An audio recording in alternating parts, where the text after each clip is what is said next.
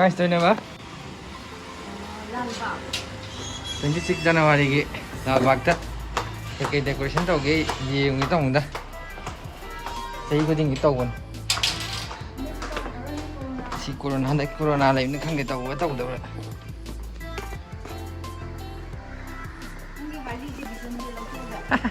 Hali na pure yun. Harvey Davidson da रे. Angi Harvey Davidson Harley nataba Harvey Davidson thogidore mai le karo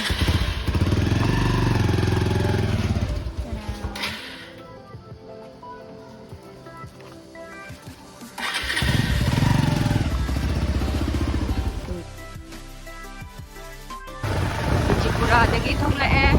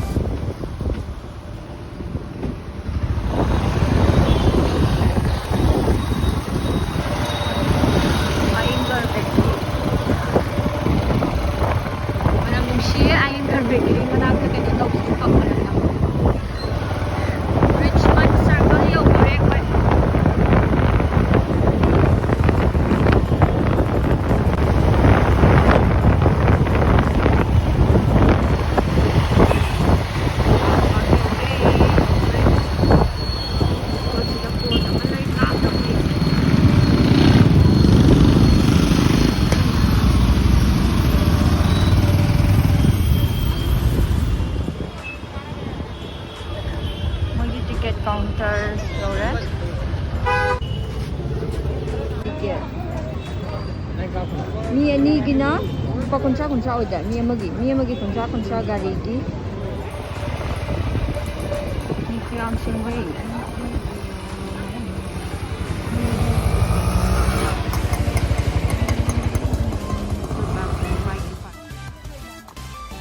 cái nấm lầy cái tông phải ai là đấy cái nấm lầy aquarium cái lầy cái tông fish thích là gọi dầu đấy bây giờ nha sai lưỡi lầy mà này parking gari này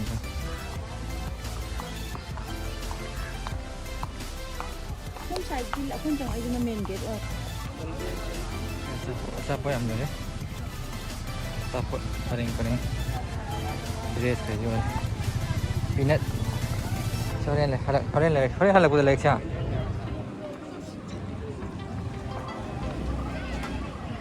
Sini nunggu malah ibu ni magi. Ane oh, kita ki city u ber. Paling kakala iya.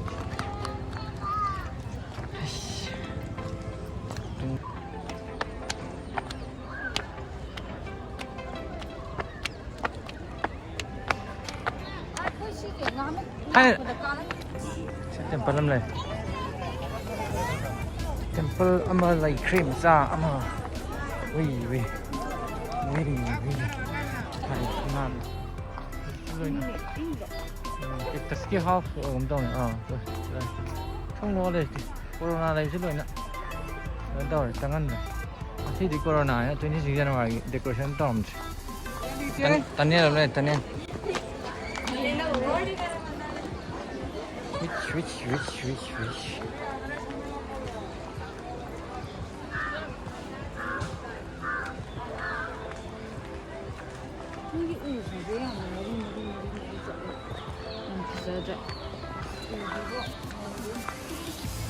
sai khăng nhé cây cũng ngon sabi với lên mày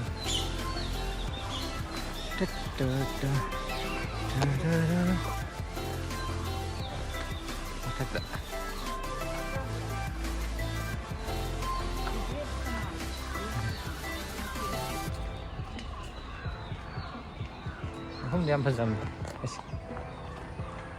sau khi làm sau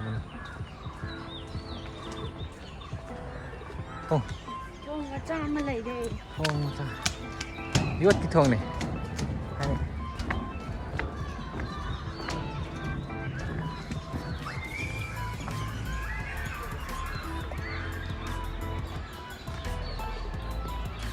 Mấy lầy xí phát âm lên thai. Rất là mình. Bây giờ này.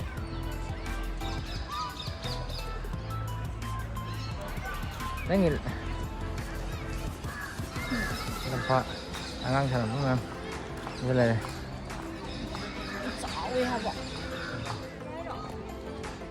cặp video này video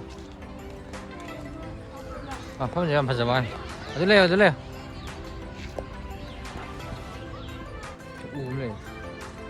ai này ai mà na xem nó ăn tạt rồi xem cái này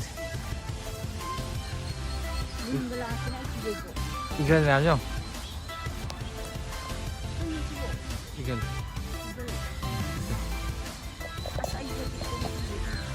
이거 이거 làm gì đây là 이거 ở đây lăng ra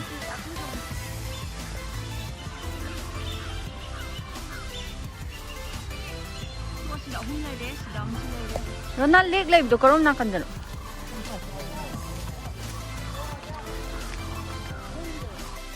lạnh nó thầu như này của chúng ta đấy là máy iPhone khi này có cái mía hay lấy lấy mà đấy ada sẽ làm phim này cái này sẽ hao mà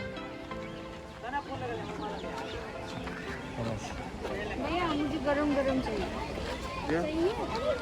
सूखा पनीर को सिर्फ ये चाहिए ये और ये ना ये वो नहीं hello full mixing thank you कितना 40 पानी पूरी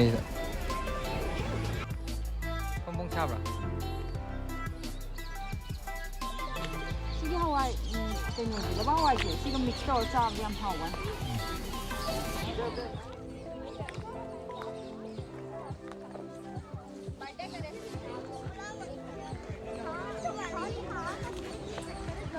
thằng khai phá mình đâu có chạy gì khá mình ăn thì hả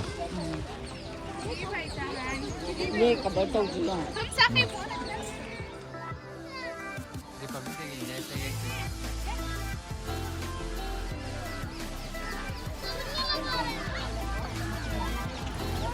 ये लगाओ ना चलो नहीं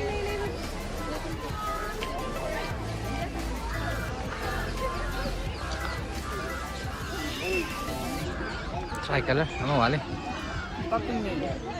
Bakun kata ni sih.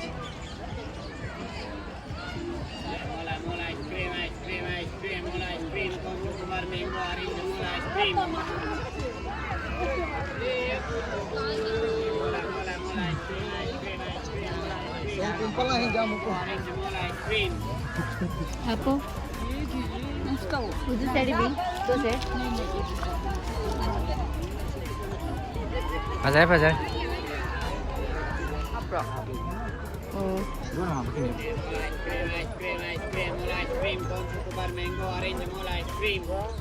Chef bazaar ron tahu apa tak chef mau mal an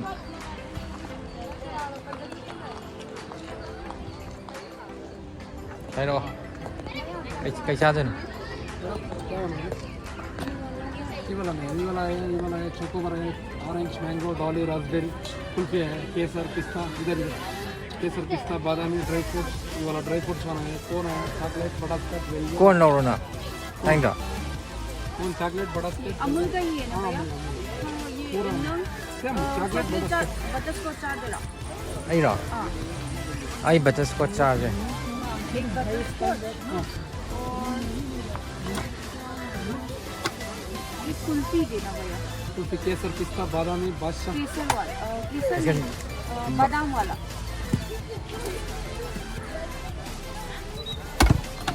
butterscotch में है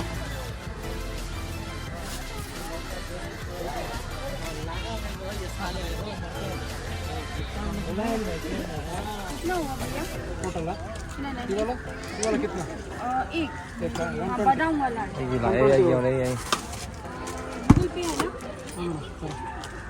हाँ GP ताऊ GP 120 हाँ एक और टिश्यू पेपर लें हाँ दे दो चलेंगे एक kulfi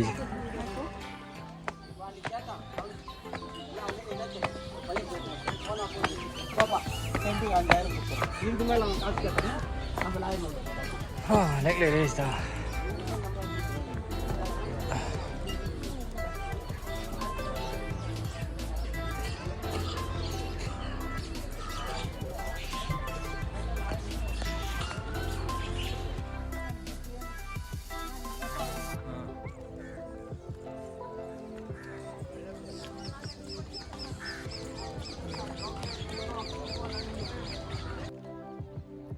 bro. Ini yang bener.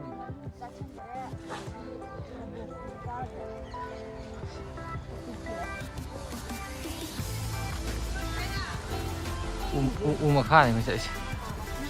Nak anak kalau lagi.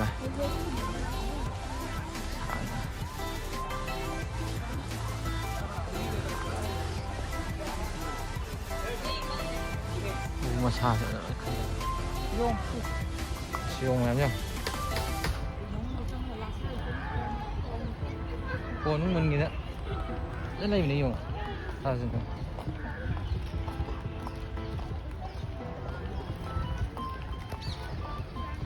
Sao bận sao đi? Dùng khul lắm này chứ.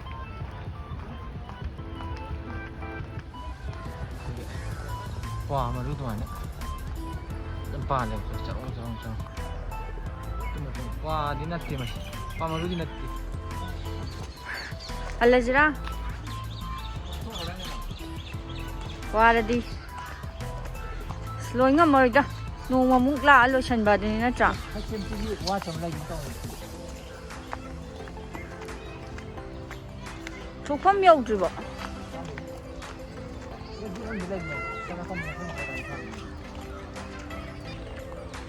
Thế đây. Nhưng một tí nữa thôi việc thay này thôi việc ăn. Đây chị rất là đây gari ở châu đây. Đây. Đây ta. Gari. Pung manga. Ini taram ke ni, Pak? Ai gitu cak mana? Mana ni? Yang mana ni kau? Tahu ni, tahu ni.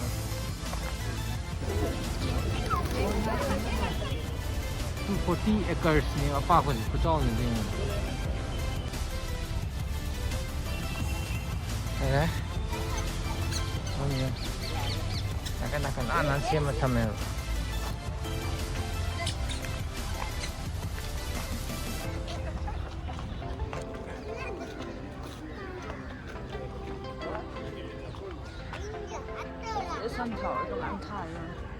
Anh ăn thàn được không có? Pung taruk tak close daw ni hai ba adun di bunga makai.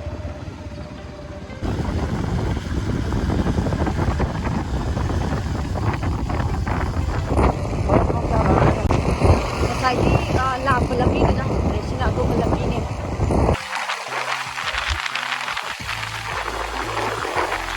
Kuragi jangbam yaw re. Dore ako yi jangbam yaw re.